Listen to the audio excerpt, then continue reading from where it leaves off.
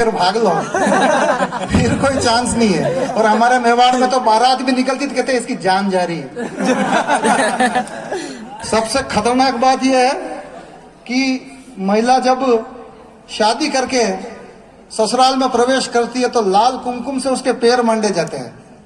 इसके पीछे भी बहुत बड़ा रीजन है, ताकि सबको पता चल जाए कि खतरा घर में प्रवेश कर चुका है। एक बार ताली वाली बजाओ और बताओ कि मुझे समझ में आती है। मूड बनाने की कोशिश करना। बातों में से हंसी निकल जाती है, नामों से हंसी निकल जाती है, सरनेम से हंसी निकल जाती है। सर, जैसे आप लोग बैठे हो, मैं तो जात से पंडित हूं, कर्म से भी पंडित हूं, एकानु पंडित भी पंडित है। हमारे पंडितों का एक सम्मेलन चल रहा था, वहां पर बहुत सारे पंडित बैठे हुए थे। कोई दुबे जी, कोई त्रिवेदी जी, कोई चतुर्वेदी जी। तो वहां दुबे जी सबसे भोले भाले थे, सब उसको छेड़ते थे। तो वहां पर भी छेड़ने के लिए एक होशियार चंद ने पूछ लिया, दुबे तेरे को बताना पड़ेगा, तू दुबे कैसे है? दुबे ने कहा, रोज रोज छेड़ते हो, आज भरी महफिल में सबकी पगड़ी उछालता हूं। दुबे ने कहा, मैं दुबे ऐसे, मेरे एक ही है पिताजी, एक ही है माताजी, दोनों मिलाकर हुए दो, इसलिए मैं दुबे।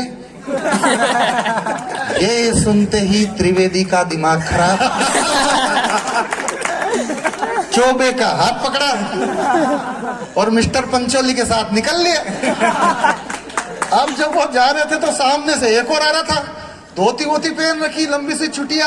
उसने कहा, सभा समाप्त हो गई क्या? कि सभा समाप्त नहीं हुई, अंदर दुबे बदमाशी कर रही है।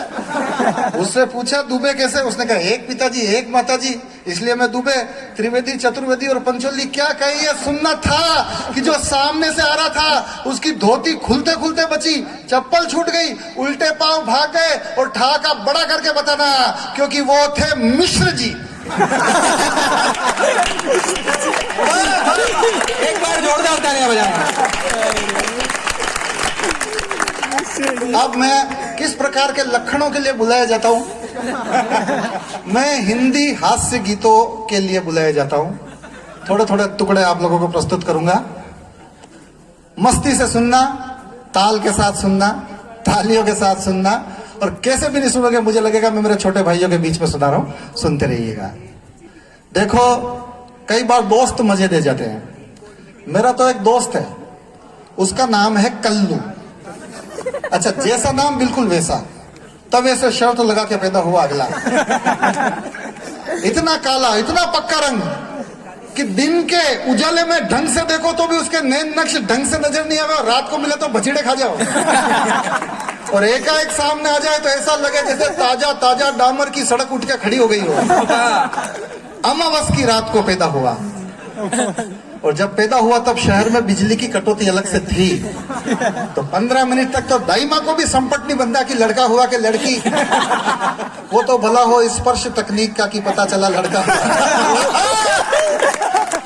जैसे जैसे वो बड़ा हुआ, वो जमाने से कटता गया।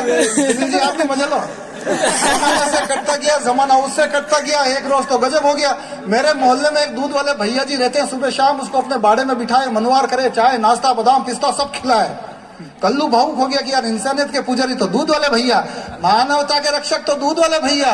दूध वाले भैया ने कहा, मार गोली मानवता को, चूल्हे में की इंसानियत। तू तो रोज आ खा पी और ऐश कर, बात यह है कि मेरी भैंस का मर गया है पाड़ा।